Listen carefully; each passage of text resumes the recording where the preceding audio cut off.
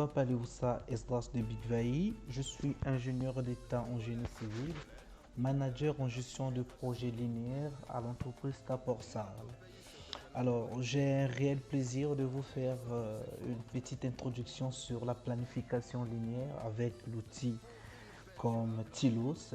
Alors, quand on parle de la planification linéaire, des projets linéaires, on fait allusion à tout ce qui concerne les routes, les voies routières, les voies ferrées, les chemins de fer ou encore des pipelines. Le logiciel Tilos, c'est la capacité de faire des projets à haute tension pour des gens qui font de l'électricité. Alors, on va pouvoir démarrer le logiciel Tilos.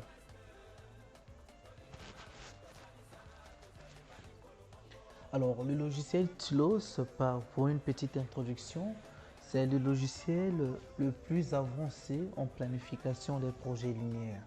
Donc, pour faire des projets linéaires, le planning chemin de fer, le planning espace-temps, voilà, le plan de mouvement des terres, le planning gain, tout combiné dans un seul bloc. C'est avec le logiciel Tilos qu'on peut le faire.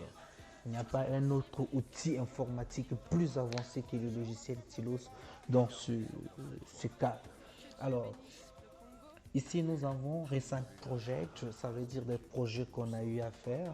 Ici, nous avons New Project, ça veut dire un nouveau projet si on veut commencer. Ici, c'est Open Project, ça veut dire les modèles de projets. On peut avoir des projets ligne à haute tension, des projets plan de mouvement des terres. Plan de mouvement des terres, c'est beaucoup plus pour des gens qui font des projets routiers, les terrassements de blé en blé. On aura tout le temps d'avoir ça.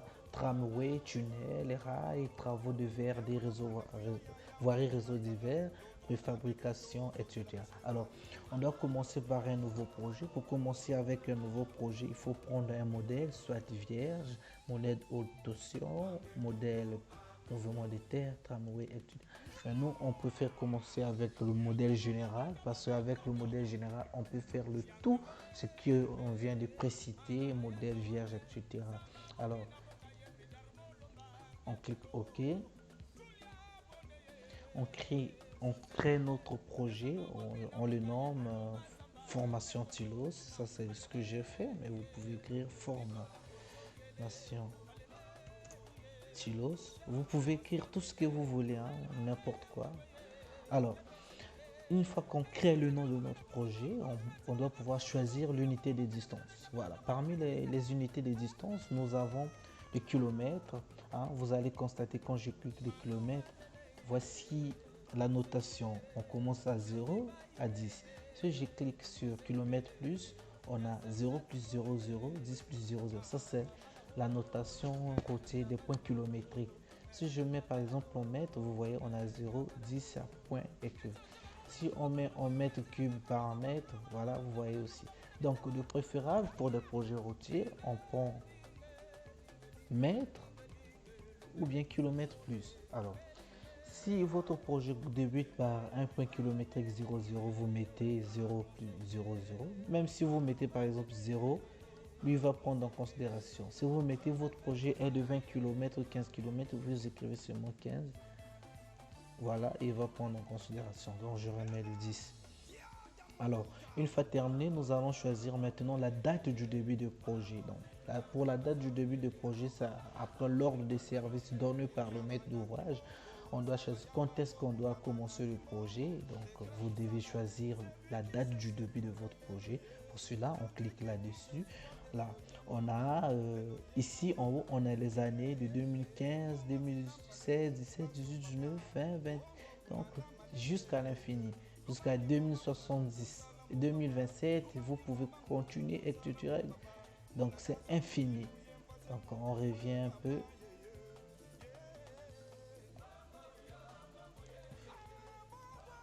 Voilà, on est en 2021. Ici, nous avons le mois, les mois, le mois 1, le mois 2, en février, mars, avril, mai, juin, juillet, août, septembre, octobre, novembre, décembre. Alors, nous sommes en octobre, en septembre, le mois 9. Donc ici, voici les dates du mois de septembre. On est le 16 aujourd'hui. Je clique sur le 16. pour le début de mon projet. Alors, pour la date fin, il faut voir dans votre CPS, cahier des prescriptions spéciales, le délai des travaux. Est-ce que c'est 3 ans, 4 ans ou bien 2 ans, etc.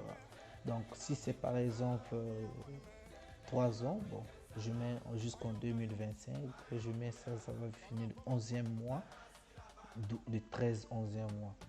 C'est bon, 2025. Ici, unité de temps par défaut, j'ai la durée de travail par jour. Donc, day 8 heures, je peux mettre durée 8 heures par jour. Ici, vous pouvez mettre 8 heures ou bien ça dépend de vous. Mais tout ça là, c'est paramétrable par la suite, hein. On va arranger tout ça. Donc, ça commence à 8 heures les travaux à partir de ce jour. Voilà. Pour le calendrier, ça c'est le calendrier par défaut. On pourrait modifier ça par la suite. Donc, on clique sur appliquer. Sur appliquer et on enregistre notre projet dans la base de données. Voilà, nous avons notre projet ici. On doit pouvoir supprimer ça parce qu'on doit commencer un nouveau projet. Supprimer ligne. Celui, supprimer ligne. Oui. Celui. Supprimer ligne. Ouais. Donc voilà à quoi ressemble en quelque sorte lorsqu'on rentre sur Tilos pour un début. Donc on peut ajouter une ligne. J'ai ajouté une ligne, je fais assistance cellule, je mets ça graphique.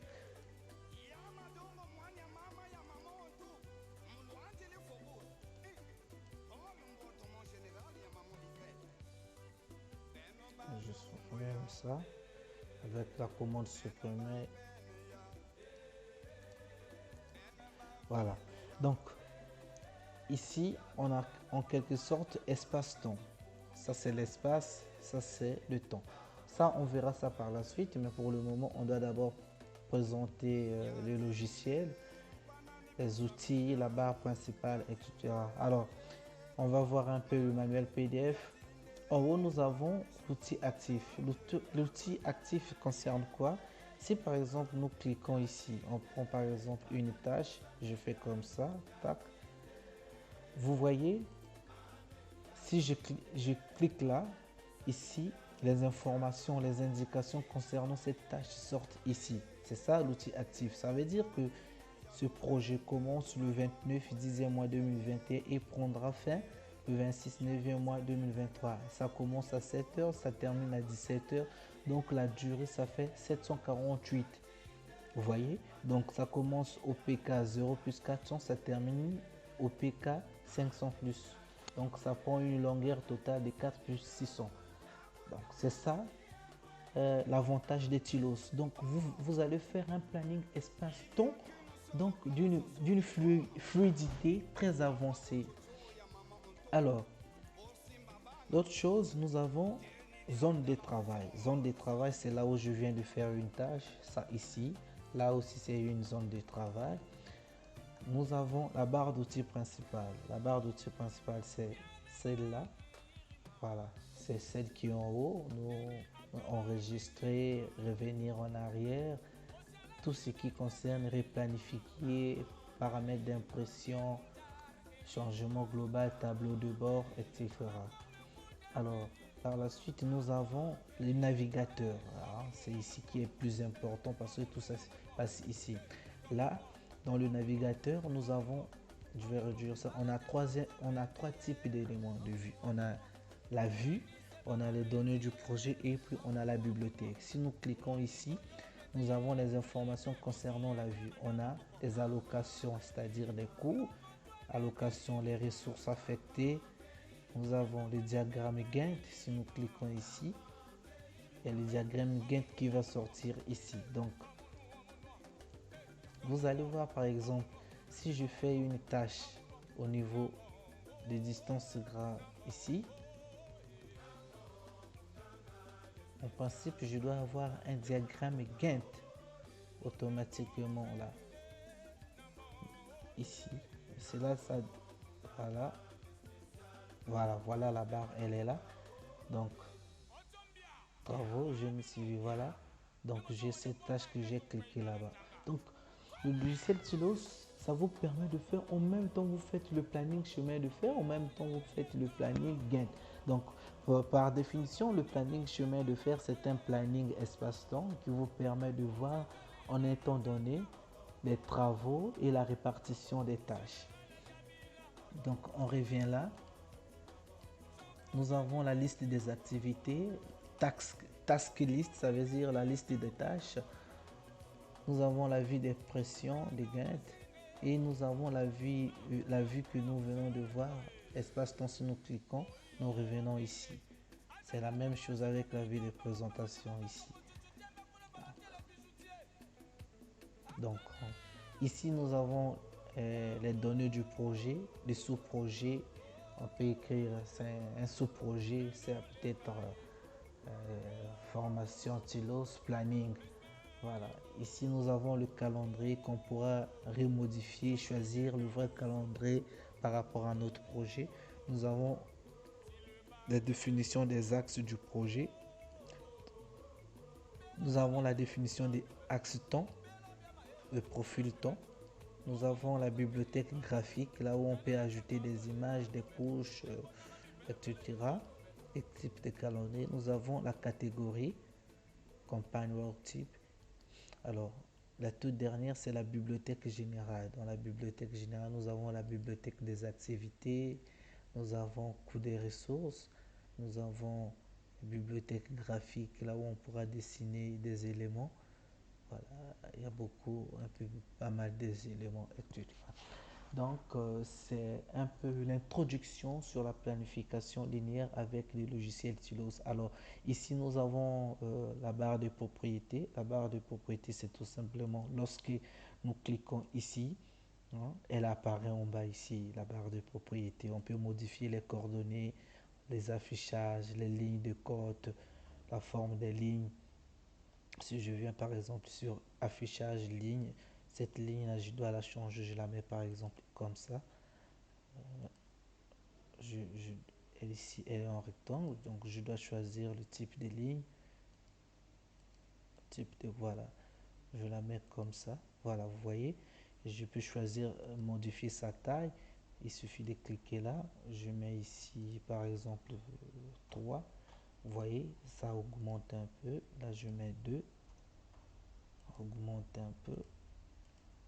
Alors, si je mets 2, ça a augmenté. Ok. Vous voyez ici, automatiquement, la taille de la ligne a changé. On peut changer aussi la couleur. Ici, elle est en noir. On peut la mettre en vert. Voilà, elle est là.